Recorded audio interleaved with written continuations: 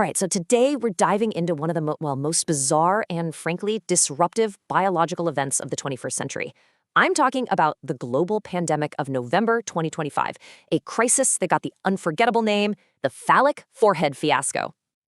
So, what exactly was this thing? Well, at the very heart of the crisis was this rogue retrovirus called Frontopenilus virilis, FPV for short. And it did exactly what it sounds like. It caused, phallic-shaped growths to literally sprout from people's foreheads. But here's the real kicker. They came with these testicular-like sacs that would hang right over the eyes, which, as you can imagine, caused some serious, widespread vision problems. Okay, so let's set the scene. Our story begins on November 6th, 2025, and the place? Paris, France. Little did they know it was about to become the unwitting epicenter of this absolutely shocking new outbreak. And get this, on just that one morning, a staggering 1.2 million Parisians woke up while afflicted. I mean, can you even imagine? Over 1 million people all at once suddenly sporting a very startling and unexpected new facial feature. You know, what was truly shocking about all this was just how fast it all happened. I mean, look at this. On day one, you've got this small, kind of unicorn horn style growth. Weird, but maybe manageable. But then, by the very next morning, it had shot up to several inches long. Suddenly, it was something you just couldn't hide or ignore.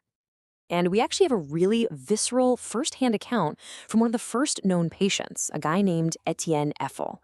His description just paints such a vivid picture of the sheer discomfort and shock that millions of people were suddenly going through. So you're probably wondering, how on earth did it spread so fast? Well, they called the transmission method affectionate aerosols. Think about it. Simple things like kisses or even coughs in a crowded Parisian cafe. And this spread led to a whole cascade of really unique symptoms. First, there was this phantom priapism, this weird sudden neck stiffness. Then came the testicular tandem, those vision-blocking sacs we mentioned.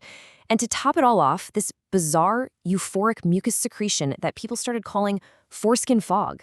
Just wild. Right, so literally within 24 hours, this thing went from being just a Parisian problem to, well, full-blown chaos across the entire continent.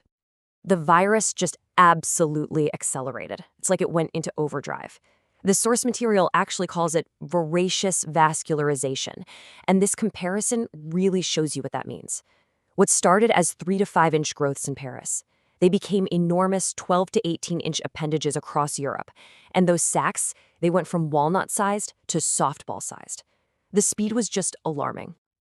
And as you'd expect, the infection rate just surged. We're talking about a jump from 5% of the population in Paris on day one to 8% across the whole continent just a single day later. The virus was just blowing past borders like they weren't even there. So very quickly, people's main complaint shifted. It wasn't just about, oh, this looks weird. It became a serious functional problem. And this quote here from a Bavarian baker just perfectly captures the issue, which the media started grimly calling ball blindness. Yeah, and the authorities? They were caught completely flat-footed. They were scrambling to respond.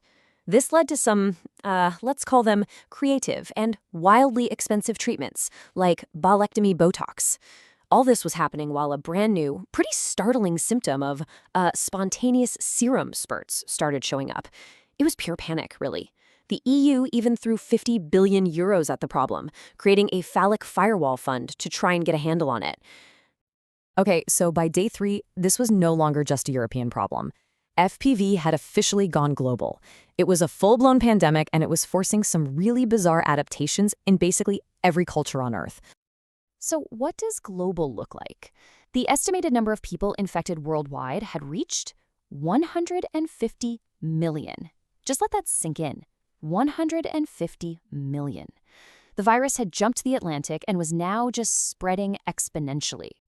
But this massive wave of ball blindness also led to some incredible human ingenuity. I'm talking about things like the mass-produced scrotal sight shield. It's brilliant, really. It was basically a little periscopic device you'd attach to the sacs, letting you literally peek around the fleshy obstruction just to get some of your vision back.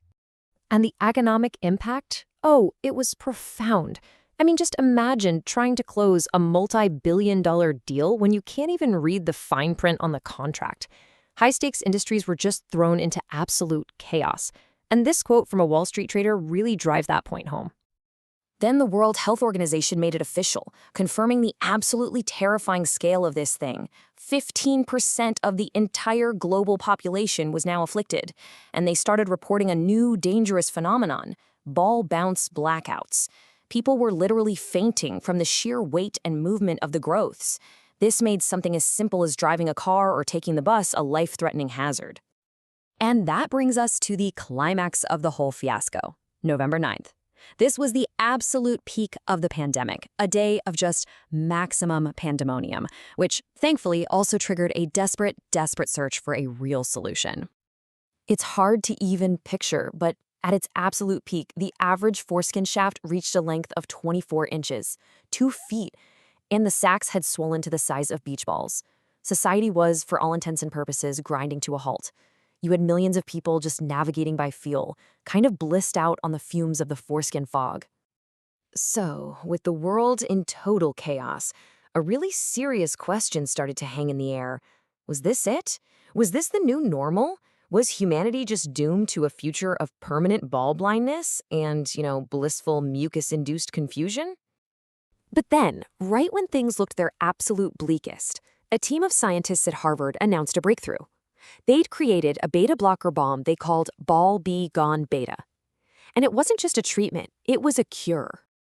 And you know what's amazing? The thing that brought the entire world back from the brink was a simple topical balm. You just rub it on. It worked by bisecting the growths, and almost miraculously, it restored a person's vision in just 72 hours. The only side effect they ever reported was pretty minor. The clinical trials just called it silly spasms. So, in the aftermath, as you'd expect, world leaders tried to frame the whole ordeal as this great story of human resilience. French President Macron, since his country was ground zero, he famously declared that they would combat the cock-up with cockerel courage. You gotta love the phrasing. And that really leaves us with one final provocative thought from the source material. The fiasco was over, sure, but it left this indelible mark on the world. A truly bizarre chapter in our history that kind of forces us to ask, what's next? Could it happen again? Encore? Well, only if evolution's erect again.